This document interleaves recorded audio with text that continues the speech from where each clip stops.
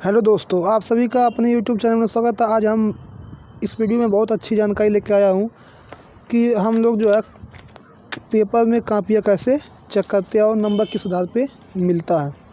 तो चाहे UP board की परीक्षा हो, चाहे हमारा अपना खुद का बोर्ड का एग्ज़ाम हो, तो उसमें नंबर को कैसे दिया जाता है और वो उसके बारे में हम देखेंगे। देखिए क्या लिखा है। कक्षा 9 विषय हिंदी। निर्देश क्या है? सभी प्रश्नों को हल करना अनिवार्य है। सभी प्रश्नों को हल करना क्या है? अनिवार्य। देखिए इंसा अल्लाह खान या सेवा सदन के लेखक हैं इंसा अल्लाह खान, प्रेमचंद, तुलसीदास, जयशंकर प्रसाद। तो इसका एकदम करेक्ट आंसर क्या हो जाएगा? प्रेमचंद। क्वेश्चन नंबर 2 देखेंगे। श्री रामचरितमानस के रचयिता कौन है? तो राम जी के चरित्र का वर्णन किसने किया है? गोस्वामी तुलसीदास ने। तो इसका सही आंसर क्या हो जाएगा? ए। अब देखिए प्रश्न संख्या 3 में विस्मयवाचक चिन्ह पूछा है। क्या पूछा है? विस्मयवाचक चिन्ह। तो इसका करेक्ट आंसर क्या हो जाएगा? क का पहला, है ना। अब लिखा है अति लघुत्तरी प्रश्न में दिया हुआ है, जो कि कितने नंबर का है? 2-2 नंबर का। अब अविकल्प भी कितने कितने का था? 1-1 नंबर का, ठीक ना। निबंध की परिभाषा लिखिए तथा एक निबंध का नाम लिखिए।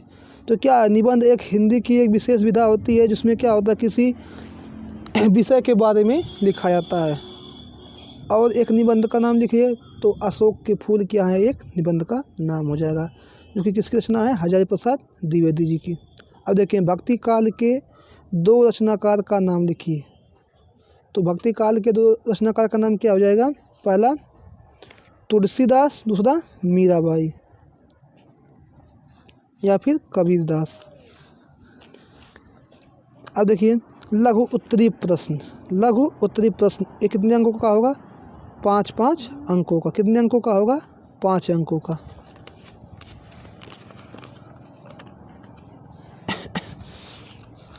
देखिए क्या लिखा है। निम्नलिखित में से किसी एक का जीवन परिचय लिखते हुए उनकी रचनाओं के नाम लिखिए। निम्नलिखित में से किसी एक का जीवन परिचय लिखते हुए उनकी रचनाओं के नाम लिखिए। तो क्या लिखना है इसमें? महादेवी वर्मा जी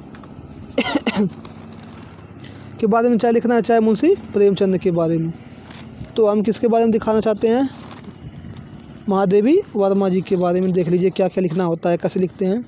पहले लिखते हैं महादेवी वर्मा का जीवन परिचय। महादेवी वर्मा का जन्म 1907 ईस्वी में हुआ था, फर्रुखाबाद में हुआ, ठीक ना।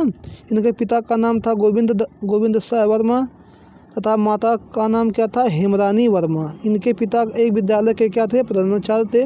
बचपन से ही माँ से क्या कहते थे? रामायण तथा महाभारत की कथा सुनते रहने के कारण उनके मन में क्या हो गया? साहित्य के प्रति क्या हो गया? आकर्षण हो गया, ठीक ना। इन्होंने बहुत कम उम्र में क्या किया? हिंदी के मौलिक काव्य की रचना प्रारंभ कर दी। इनका विवाह बहुत कम उम्र में स्वरूप नारायण वर्मा के साथ हुआ था। इनका दाम्पत्य जीवन सुखद न होते हुए भी इन्होंने क्या किया? अपना अध्ययन जारी रखा। इन्होंने क्या किया? विश्वविद्यालय से एक MA किया। इन्होंने अपनी सभी परीक्षाओं को प्रथम श्रेणी से उत्तीर्ण किया। चित्रकला और संगीत में इनकी क्या थी? अधिक अभिरुचि थी। संयोग सम्मेलन से एक क्या लिखा? सुशोभित किया। 1936 ईस्वी में इन्होंने भारतीय ज्ञानपीठ पुरस्कार, जो कि क्या होता है? साहित्य के क्षेत्र में सबसे बड़ा पुरस्कार होता है, उसको पाया। इन्हें सरकार द्वारा पद्म विभूषण पुरस्कार द्वारा भी सम्मानित किया गया। इनकी रचनाएं क्या हैं? अग्निरेखा, यामा, रश्मि, दीपशिखा आदि क्या हैं? इनकी रचनाएं हैं। इनकी भाषा शैली कैसी है? भावात्मक है, विवेचनात्मक है और क्या है? गवेषणात्मक है। अब देखिए अगला क्वेश्चन क्या लिखा हुआ है। प्रश्न संख्या 7 देखेंगे। निम्न में से किसी एक का जीवन परिचय देते हुए उनकी रचनाओं के नाम लिखिए। ये कितने अंकों का है? 5 अंकों का।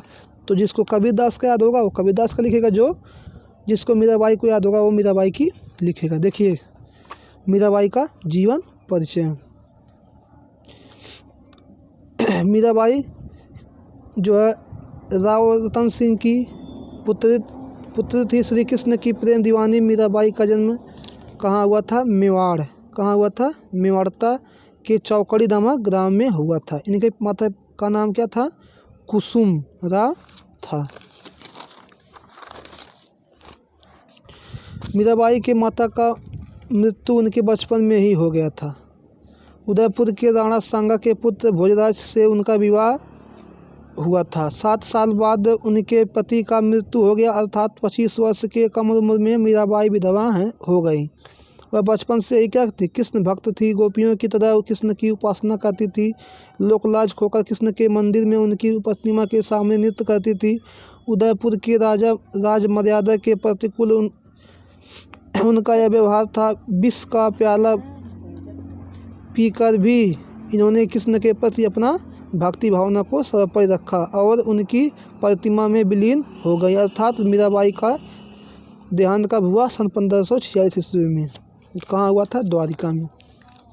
इनकी रचनाएं देखेंगे, गीता गोविंद, कटिका, नरसिंह, मर्यादा, गरखा गीत।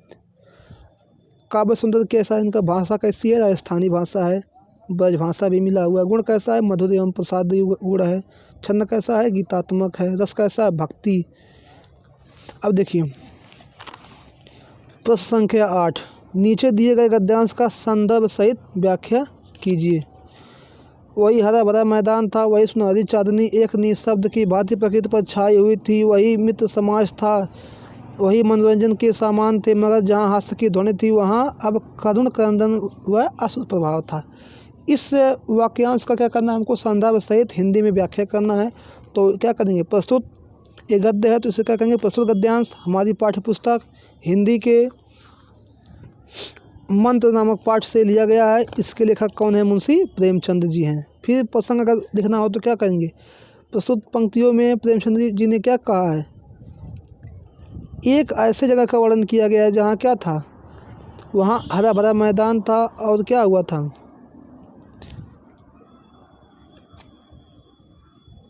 और एक लड़का जो सांप का खेल खेलता है वो क्या हो चुका था? वहाँ मूर्छित हो चुका था। उसके बारे में यहाँ वर्णन होता है। फिर देखिए व्याख्या में कैसे लिखते हैं। प्रस्तुत पंक्तियों में प्रेमचंद जी ने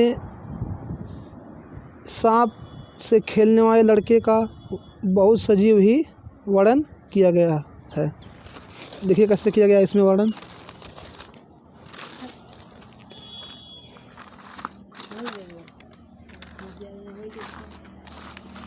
देखिए वही हरा भरा मैदान था, वही सुनहरी चांदनी एक निःशब्द संगीत की भांति प्रकृति पर छाई हुई थी, वही मित्र समाज था, वही मनोरंजन के सामान थे, मगर जहाँ हास्य की ध्वनि थी वहाँ अब करुण क्रंदन और अश्रु प्रवाह था। मतलब क्या? जो मिलानी के साथ जो लड़का खेल खेलता था वह हमेशा जैसे खेलता था वैसे उस दिन भी खेल रहा था, सब कुछ वैसे ही हो रहा था। वही मित्र समाज था, वही सब कुछ मनोरंजन के साधन थे, मगर आज दिन कैसा था? वो लड़का मर चुका था, अर्थात उसकी मृत्यु हो चुकी थी और उस जगह पे क्या हुआ था? करुण क्रंदन और अश्रु प्रवाह था, मतलब उसकी मृत्यु हो चुकी थी। अब देखते हैं अगला क्वेश्चन। प्रश्न संख्या 9, संदर्भ सहित व्याख्या कीजिए। बसो मेरे नैनन में नंदलाल, मोर मुकुट मकरा कित कुंडल, अरुण तिलक दिए भाल, मोहन मूरत सूरत सांवरी सूरत, नैना बने विशाल, आधार सुधारस मुरली राजत, उर बजंती माल, क्षुद्र घंटिका कटकट शोभित नुपुर शब्द रसाल, मीरा प्रभु संतन सुखदाई, भगत वत्सल गोपाल। इस प्रकार का नाम को संदर्भ सहित व्याख्या करना है। तो संदर्भ कैसे लिखेंगे? प्रस्तुत पद्यांश हमारी पाठ्य पुस्तक हिंदी के पदावली नामक पाठ से लिया गया है। इसकी रचयिता मीराबाई जी हैं। अब देखेंगे प्रसंग क्या कहता है। प्रसंग में लिखेंगे क्या? मीराबाई जी जो है कृष्ण के प्रेम या और उनके प्रेम में जो है उनके मन में जो भी व्यथाएं हैं उसका क्या करती हैं? ये वर्णन करती हैं। व्याख्या कैसे होगा इसका? मीराबाई कहती हैं कि श्री कृष्ण के प्रेम लीन से कह रही हैं कि हे कृष्ण, आप मेरे नैनों में बस जाओ। आपके सर पर मोर के पंखों से निर्मित मुकुट तथा कानों में क्या है? मछली की आकृति का क्या लगा हुआ? कुंडल पहना हुआ है, सुशोभित हो रही है। इससे आपका रूप मनमोहक लग रहा है। आपके मस्तक पर लाल तिलक देखकर मेरे नैनों में भा रहा है। मतलब क्या? कृष्ण के जो है यहाँ बड़ाई कर रही हैं, उनके पहनावे का वर्णन कर रही हैं, उनके प्रेम का वर्णन कर रही हैं, उनकी हर एक गतिविधियों का वो वर्णन करती हैं। इस प्रकार संदर्भ क्या होगा? भाषा कैसा, राजस्थानी है, गुण कैसा है, मधुर है, छंद कैसा है, गीतात्मक छंद है, रस कैसा है, भक्ति एवं शांत है। अब देखते हैं अगला क्वेश्चन।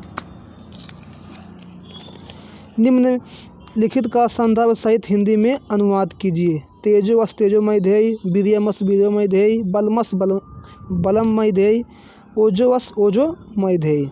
इसका संदर्भ लिखना है और व्याख्या करना है। तो प्रस्तुत पंक्तियाँ हमारी पाठ्यपुस्तक हिंदी के संस्कृत खंडकाव्य में संस्कृत खंडकाव्य में संकलित किस पाठ से लिया गया है? वंदना नामक पाठ से लिया गया है। अब लिखेंगे क्या? व्याख्या। प्रस्तुत पंक्तियों में ये बताया गया है कि हमें ईश्वर के दिए हुए वरदान का कैसे उपयोग करना चाहिए। मतलब हे प्रभु हमें क्या दो? तेज दो। हे प्रभु हमें क्या दो? शक्ति दो। हे प्रभु हमें क्या दो? ओज दो। हे प्रभु हमें क्या दो? अपने शक्ति का हमें एक छोटा सा भाग दो, जिससे हम क्या करें? अपने आप को मजबूत बनाएं। अब देखिए क्या लिखा है? श्रृंगार रस की परिभाषा उदाहरण सहित लिखिए। श्रृंगार रस क्या होता है? जहाँ नायक और नायिका का संयोग होता है वहाँ श्रृंगार रस की निष्पत्ति होती है। श्रृंगार रस कितने भेद होते हैं? 2, संयोग श्रृंगार और वियोग श्रृंगार।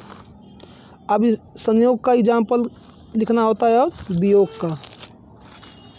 संयोग का क्या होता है एग्जाम्पल? कवन हो तुम बसंत के दूत, बृहस्पति झड़ में अति सुकुमार, घन तिमिर में चपला की रेख, तपन में शीतल मंद बयार। अब देखिए वियोग का क्या होता है? जब नायक और नायिका का क्या होता है? वियोग होता है तो वहाँ कौन सा रस होता है? वियोग श्रृंगार होता है। इसका एग्जाम्पल क्या होता है? हे खग मृग, हे मधुका श्रेणी, तुम देखी सीता मृग नयनी। अब देखते हैं क्वेश्चन नंबर 10 नहीं 11 देखते हैं। दीपदान उत्सव का सारांश लिखिए।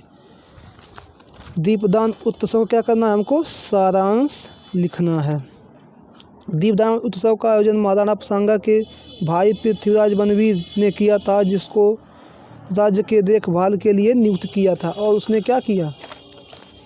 उसने सोचा कि प्रजा दीपदान के उत्सव के नाच गाने में मगन होंगे, तब कुंवर सिंह को मार करके क्या करेगा? वह पूरा राज्य हासिल कर लेगा। फिर देखते हैं अगला। इसमें और भी है लेकिन इतना रख लेते हैं। फिर देखते हैं अगला क्वेश्चन। छुट्टी के लिए प्रधानाचार्य को प्रार्थना पत्र लिखिए। फिर देखिए कैसे लिखते हैं इसको। सेवा में श्रीमान प्रधानाचार्य महोदय महेश राम अशोक कुमार कन्या इंटर कॉलेज धानी बाजार महाराजगंज। फिर लिखते हैं महोदय सविनय यहाँ लगाएंगे कामान निवेदन है कि प्रार्थनी के घर कुछ आवश्यक कार्य पड़ जाने के कारण वह विद्यालय में आने में असमर्थ रहेगी, अतः आपसे विनम्र निवेदन है कि प्रार्थनी को 2 दिन की छुट्टी देने की कृपा करें। आप फिर यहाँ लिखते हैं आपका आज्ञाकारी शिष्या जो भी हो नाम, ठीक ना। फिर लिखेंगे यहाँ दिनांक, ठीक ना। फिर ऐसे ही जो है इन सभी क्वेश्चनों का आंसर दिया जाता है। इस वीडियो में इतना ही, हम अगली वीडियो में लेके आएंगे। और जो है कॉपी चेक करने की जो बात होती है, तो अगर बढ़िया से परफेक्ट लिखता है तो पूरा में पूरा मिलता है, लेकिन अगर थोड़ा सा मिस्टेक होता है तो कॉपी में 1 नंबर ही काट लिया जाता है। तो ये वीडियो देखने के लिए धन्यवाद।